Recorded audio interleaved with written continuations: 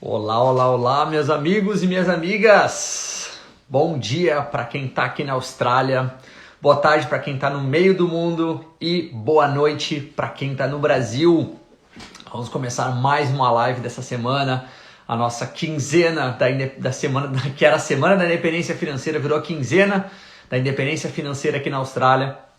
E hoje temos mais um convidado muito especial, que é o Rossano, especialista em expatriados do Brasil. Então, esse cara é o especialista, é a pessoa que vai simplesmente te dar todas as orientações, o que tu tem que fazer, o que tu não tem que fazer no momento que tu tá morando fora do Brasil. Então, isso é muito importante, a gente saber, a gente entender como é que isso funciona e todas as questões de legislação que, querendo ou não, nós estamos sendo afetados pela legislação brasileira, independente de onde a gente mora. Então, você está morando no Brasil, você está morando fora do Brasil, você está morando na Austrália, Estados Unidos, Irlanda, Japão, não importa onde você está morando. O que importa é a legislação existe e é disso que a gente vai falar, tá certo? Então, hoje, na live de hoje aqui com o Rossano, a gente vai estar falando exatamente de um ponto muito importante, muito delicado e que é fato. Muita gente negligencia, muita gente deixa isso de lado. Então eu vou parar aqui e eu vou chamar o Rossano para a gente começar a falar de hoje, que são bancos e corretoras de investimento para não residentes no Brasil. Tá certo? Então esse é o tópico da live de hoje e eu já venho aqui e dou boas-vindas novamente ao Rossano, que é o nosso mestre aqui, que pessoas que já amam ele, tem pessoas que não querem mais ver o Rossano, tem pessoas que querem, meu Deus do céu, lá vem ele de novo. Então a gente está aqui, né, Rossano? Boa noite. Boa noite, bom dia, Raul. Como é que você tá? Tudo ótimo, tudo maravilha. Um dia lindo. Rapaz, você falou uma coisa muito importante, Raul. Eu normalmente, dentro da minha profissão, né, eu sou o portador das más notícias, né? As pessoas não gostam de falar comigo, elas falam comigo quando realmente é necessário. Eu sou aquela pessoa que só traz uma notícia. Porque é uma profissão ingrata falar de impostos, né? A gente normalmente nunca tem boa notícia para trazer. Então as pessoas não gostam muito de falar comigo, é uma pena. Eu já acostumei. Tanta coisa boa para conversar com o Rossano e a gente vê, né, para quem ainda não viu ou talvez se sinta um pouco perdido durante aquela live, né, porque desde as nossas duas últimas lives, muita coisa aconteceu, muita gente chegou aqui nova no Insta e tanto lá no YouTube. Então, para quem se sentiu um pouquinho perdido, eu digo, calma.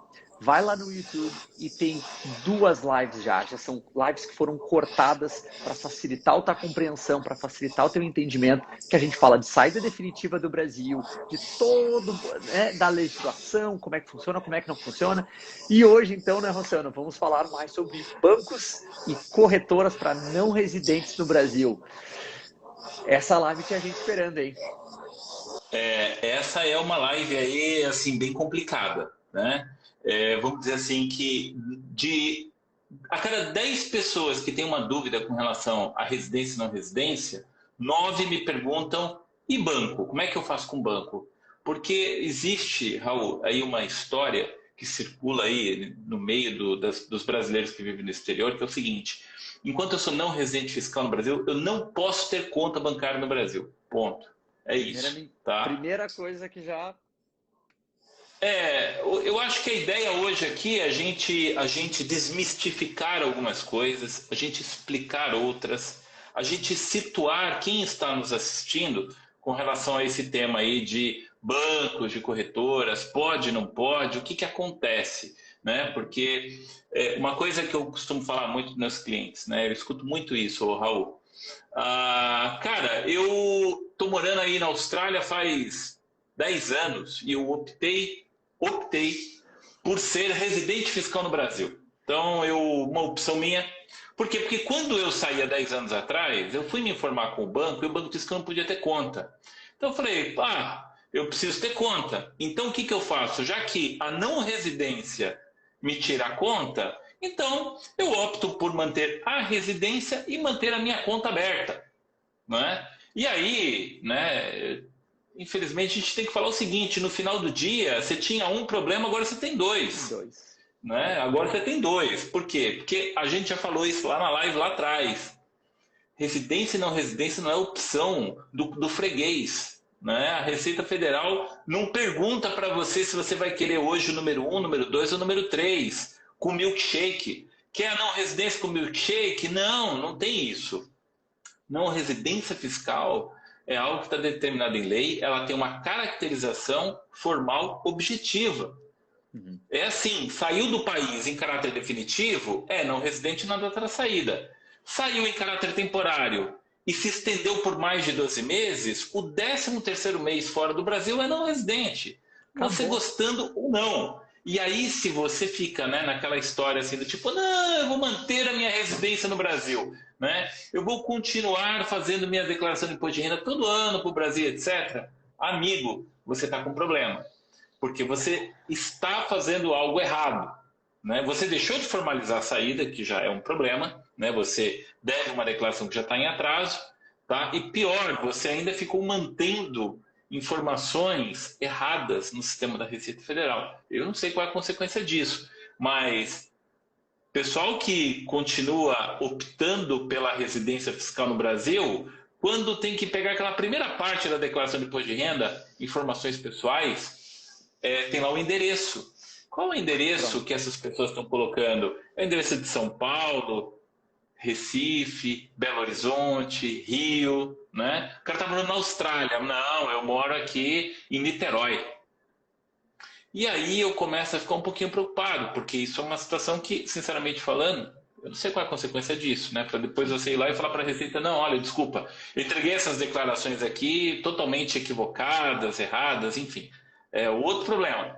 Mas a ideia é, no final do dia, quando você faz isso, ao invés de um, você tem dois. Porque você continua sendo não residente fiscal, apesar de entregar declarações todo ano, você continua não residente fiscal. E você continua com o problema da conta aberta como se fosse residente. Entendi. E tu sabe que uma coisa que eu vi ultimamente, foi nas últimas 2 semanas, porque aconteceu aquilo que o TransferWise, eu só abrindo um gancho, né? Que o TransferWise trocou o banco que eles têm parceria no Brasil. Eles mandaram um e-mail dizendo que eles não estariam disponíveis para fazer transferências. E eu falei, deixa eu ver como é que isso está funcionando. Eu entrei no TransferWise e quando eu fui lá fui fazer uma simulação de uma transferência de dinheiro, aparece uma mensagem dizendo, você está de acordo com a lei XYZ do parágrafo XY14, está confirmando que reside no endereço blá blá blá que está no teu cadastro e que você está cumprindo de acordo com as leis do Brasil. Aí a pessoa ficaria, eu tirei um screenshot e eu falei, isso aqui eu vou postar depois. Porque as pessoas... Isso é muito legal. É esse ponto. Agora, as empresas, os bancos, seja TransferWise, Remessa Online, qualquer outra, eles estão se protegendo. Porque se tu tá dizendo, tá afirmando para eles que tu mora lá ainda, e se tu não mora mais, eles estão se protegendo, mas a gente não. Então, tudo isso como envolve, né? É exatamente isso. Então, é legal a gente falar sobre isso e a gente começar a desmistificar algumas coisas, tá? Eu queria separar, então, a conversa, Raul, dois capítulos, dois tópicos aí, que são caras diferentes. Primeiro, banco, conta bancária. É o meu Itaú, é o meu Santander, é o meu Bradesco, tá? E o outro cara, corretora. É minha XP, é a minha Ágora, né? A minha Itaú, corretora de valores. São dois caras distintos, não dá para a gente tratar os dois iguais. Por quê? Porque os dois estão sujeitos a regras diferentes. Tem muita coisa parecida, mas tem regras diferentes para os dois e por isso que eu quero separar os dois, tá? Então, queria começar falando aí de banco, né? Todo mundo me pergunta, cara, mas por que o banco fala para mim que eu não posso ter conta de não residente? Por que eu não posso ter uma conta no Brasil quando eu estou morando no exterior? Eu preciso ter uma conta, Raul? Eu preciso, não dá para ficar sem, entendeu? Então, esse é o grande problema. Não é que você não pode ter uma conta aberta no Brasil, não é isso. Tá? Você pode ter uma conta aberta. Só que a conta que você tem que ter aberta é uma conta especial, chamada Conta de Domiciliado no Exterior, CDE. E os bancos não querem abrir essa conta. Ponto. É só isso. Tá? Então, assim, resumindo 30 minutos de conversa, tá? Fazendo assim um resumido, é o seguinte: banco não quer abrir CDE. E por que banco não quer abrir CDE?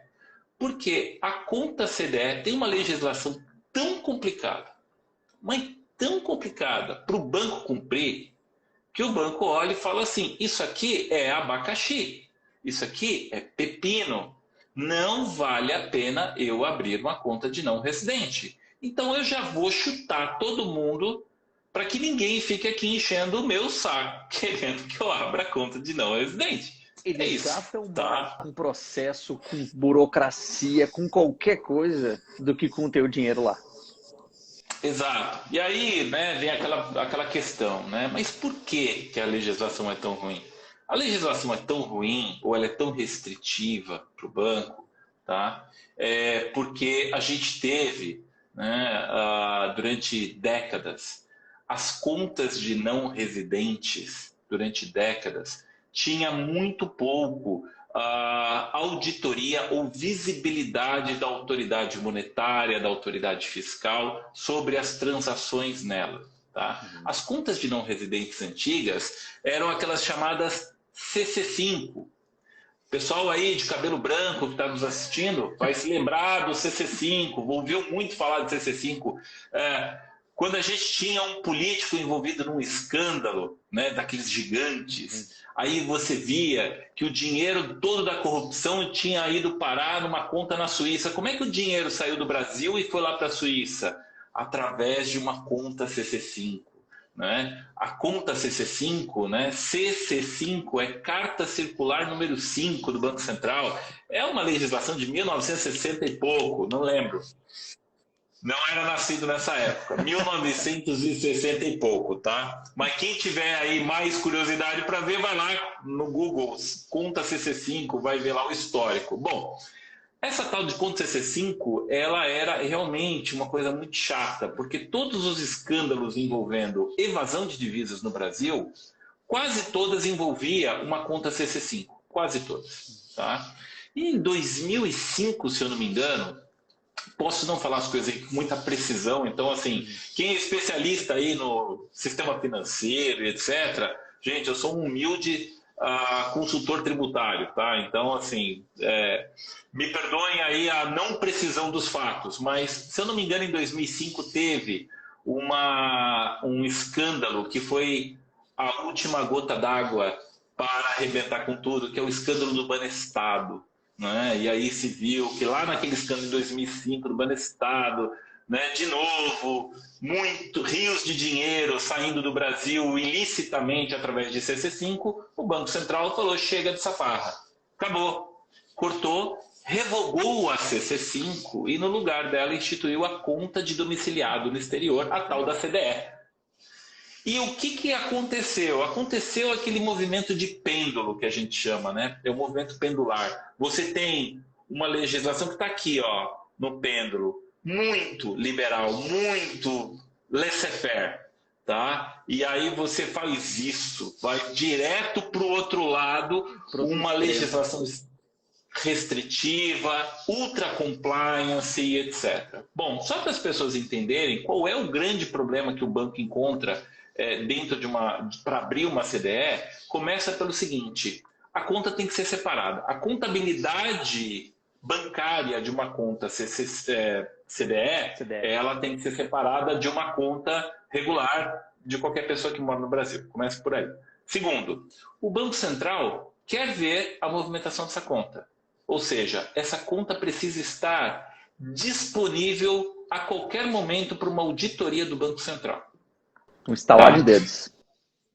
Terceiro, essa conta, não sei se todos, mas certos lançamentos, acho que dentro de um certo valor, qualquer lançamento efetuado a débito ou crédito nessa conta obriga a instituição financeira a levantar uma documentação que demonstre quem é o beneficiário daquele dinheiro, quem é o remetente, beneficiário e remetente, você precisa ter isso, o banco precisa ter isso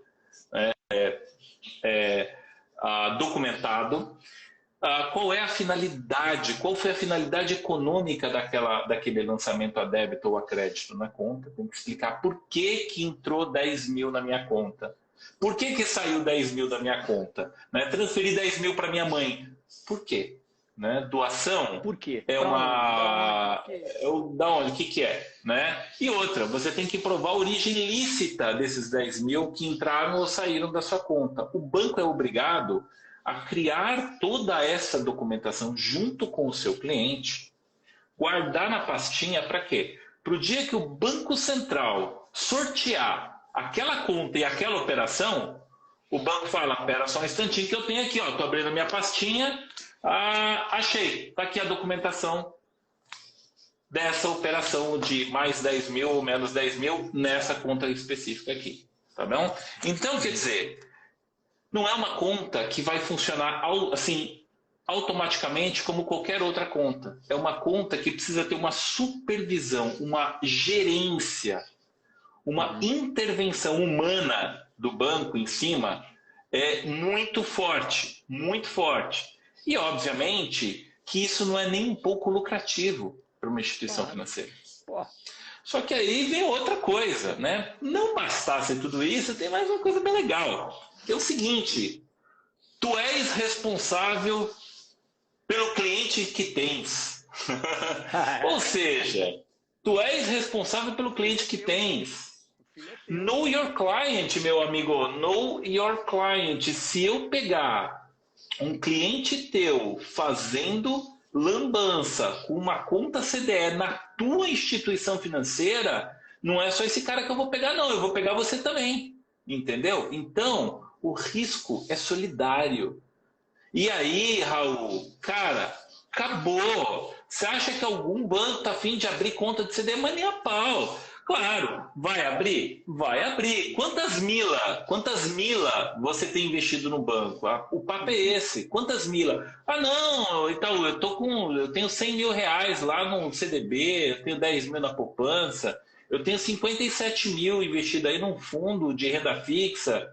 Cara, tchau. Agora, se você tem uns 5 milhões aí, 7 milhões, né? Aí, Raul, vamos conversar que eu vou abrir uma exceção para você, meu amigo. Tá bom? O que eu